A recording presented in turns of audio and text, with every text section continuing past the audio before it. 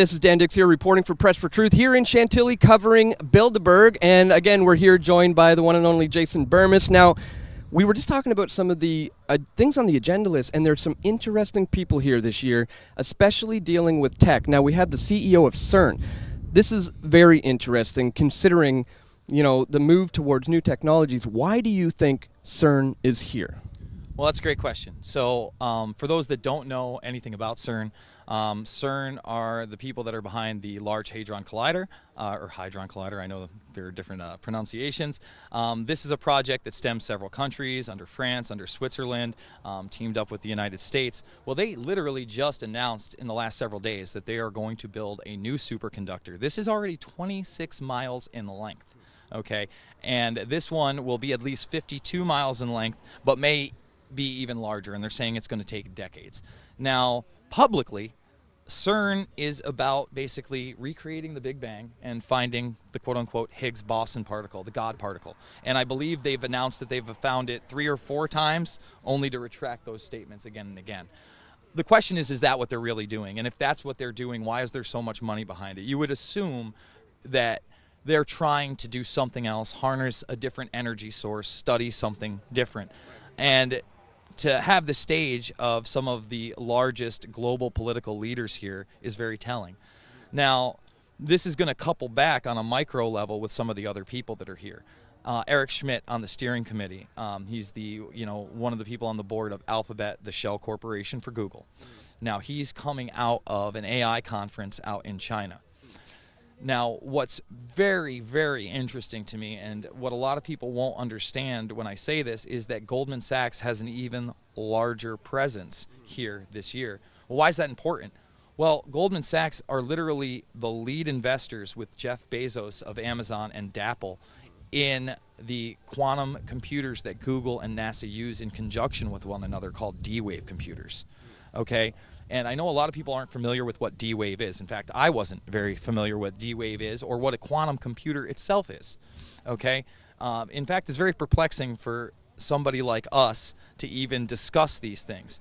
But in the appreciation of dexterity, Google and NASA put out a joint commercial where they promoted these D-Wave computers and quantum computers basically as a way to create better and better AI. But at the same time, they were promoting the multiverse theory, not as a theory, but as factual.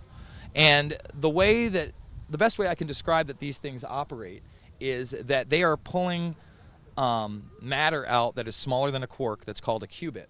And a qubit, quantumly, can be represented as a 0 and a 1 at the same time, but then also creates even more of a masking qubit in between.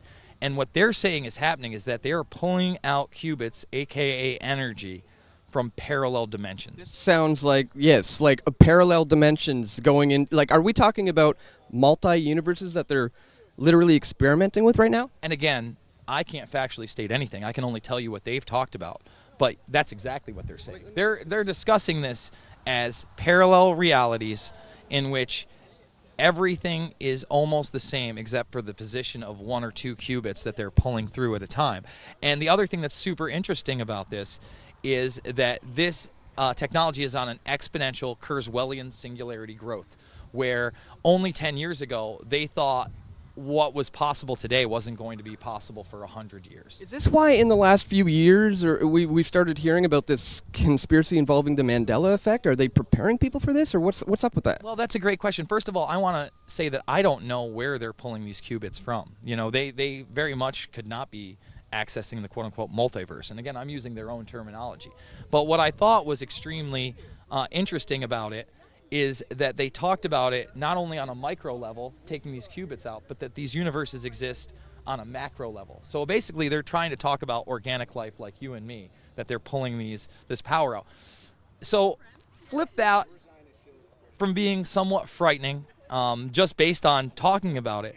Their AI has gotten so good that their predictions from 2013 and 2014 that these computers, these quantum computers, would outpace their engineers has now become public.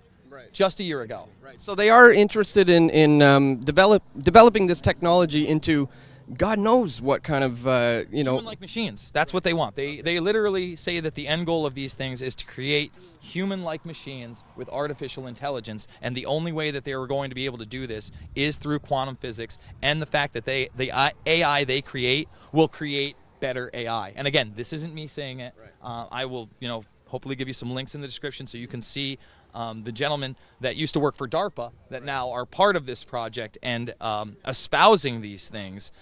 And once again, like I said, just a week ago, Google announced that their AI is outpacing their engineers in creating AI. So now you have Eric Schmidt in there coming off an AI conference. You have Goldman Sachs at a higher level than ever that is heavily invested in this D-Wave technology. And then you have a guy like Peter Thiel, who is the technology advisor to the President of the United States and on the steering committee here at Bilderberg in attendance.